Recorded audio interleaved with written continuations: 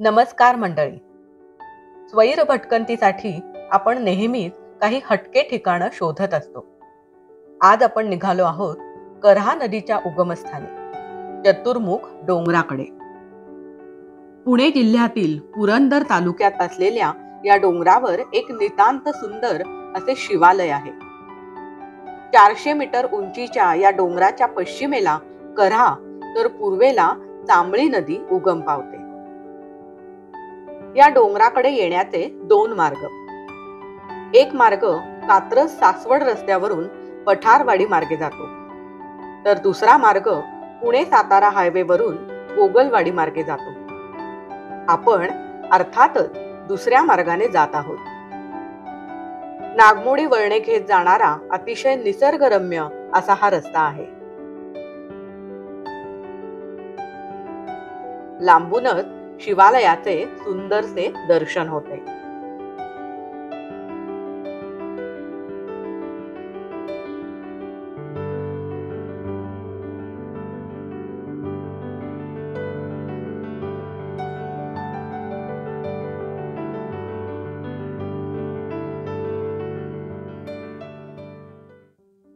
दगडी कमानीमधून प्रवेश केला की एका दगडी मंडपात सुबकसा असा नंदी दृष्टीस पडतो.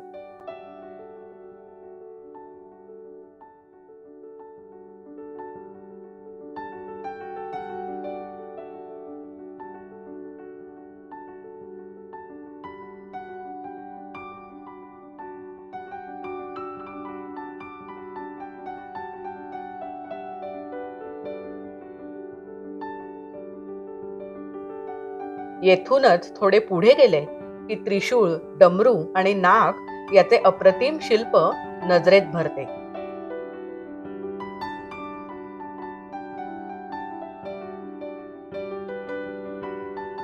मंदिराच्या दोन्ही बाजूस असणाऱ्या दगडी दीपमाळा मंदिराची शोभा वाढवतात.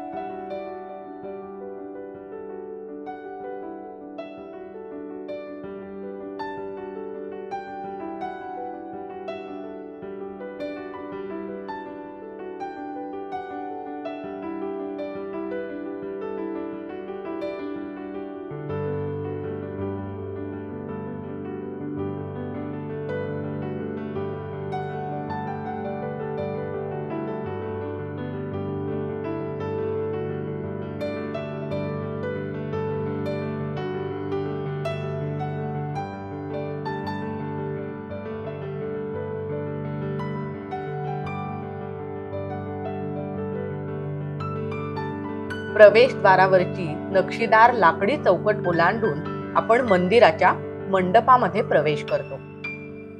अतिशय प्रशस्त असा हा मंडप साधारण 150-200 लोक आरामात बसतील एवढा मोठा आहे.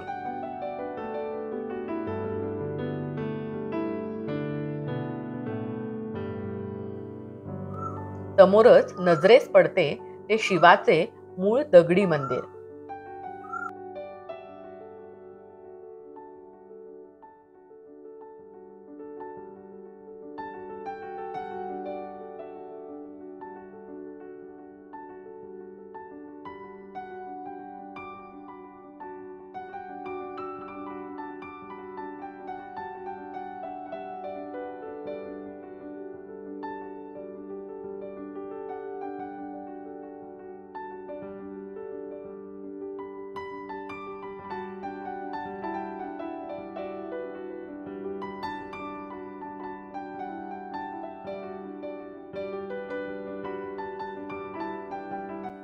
मंदिराचा परिसर अतिशय रम्य, शांत आणि प्रशस्त आहे. या मंदिराइतकाच या मंदिराचा इतिहास देखील रंजक आहे. पुजारी काकांच्या म्हणण्याप्रमाणे वनवासात असताना यज्ञविधींसाठी पांडवांना पाण्याची आवश्यकता होती. श्रीकृष्णांच्या सांगण्यावरून पांडव पाण्याच्या शोधात या डोंगरावर आले. येथे परमपिता ब्रह्मदेव शिवाची आराधना करीत तपश्चर्येत बसले होते. नमस्कार नमस्कार. हरिओम. माझं नाव पाटली महाराज, चतुर्मुख देवस्थान, पठारवाडी. या देवाची सर्वसाधारणतः माहिती म्हणजे हा जो पर्वत आहे या पर्वताचं नाव आहे इंद्रगिरी सुवर्णमय पर्वत. या पर्वतावर ब्रह्मरुद्र देवांनी 60,000 वर्ष या शिवलिंगापाशी तपश्चर्या केली. तिथं तपश्चर्याला बसले असताना त्यांच्या कमांडोल मध्ये 108 नद्यांचं पाणी होतं. हे पांडवांना यज्ञासाठी पाहिजे हवं होतं, पाणी इकडे कुठं नव्हतं. त्याच्या शोधात ते फिरत फिरत इकडे आलते. तर त्यावेळी श्रीकृष्णाने सांगितले की बाबा अशा ठिकाणी ब्रह्मदेव एक कमांडोल मध्ये पाणी घेऊन बसलेत, तर तिथं पाणी तुम्हाला मिळेल. ब्रह्मदेवांचा 108 नद्यांचे पवित्र जल असलेला कर किंवा कमंडलू पांडवांनी लवंडला आणि त्याचे 2 प्रवाह निर्माण झाले. एक म्हणजे करहा नदी, ब्रह्मदेवांच्या कर किंवा कमंडलूमधून निर्माण झाली म्हणून तिचे नाव करहा. तर दुसरी ब्रह्मदेवांच्या चरणाजवळून प्रवाहित झाली म्हणून चरणावती किंवा तांबळी. तपश्चर्या भंग झालेल्या ब्रह्मदेवांच्या क्रोधामुळे शापित असलेले हे वडाचे झाड, याला पारंब्या नाहीत.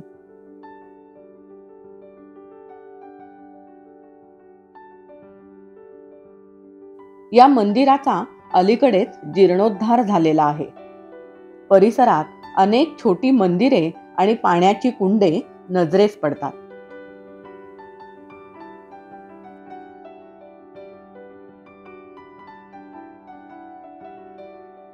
आता हे स्वयंभू 12 ज्योतिर्लिंग आहेत.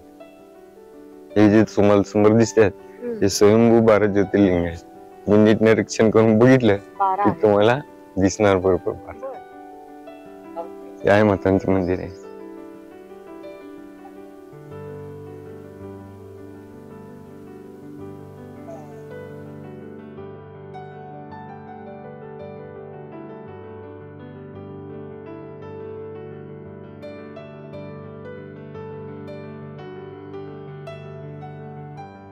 पावसाळ्यात एखाद्या हटके, निसर्गरम्य आणि गजबजाटापासून दूर असलेल्या ठिकाणाला भेट द्यायचा विचार करीत असाल तर ही जागा नक्की मोहात पाडेल. अशाच काही ठिकाणांची ओळख करून घेण्यासाठी भेटूयात पुढील भागात. तोपर्यंत शरूज गुड लाईफला नक्की सबस्क्राईब करा आणि ही सुंदर जागा, देवालय याची ओळख जास्तीत जास्त लोकांना व्हावी यासाठी हा व्हिडिओ शेअर करा. धन्यवाद.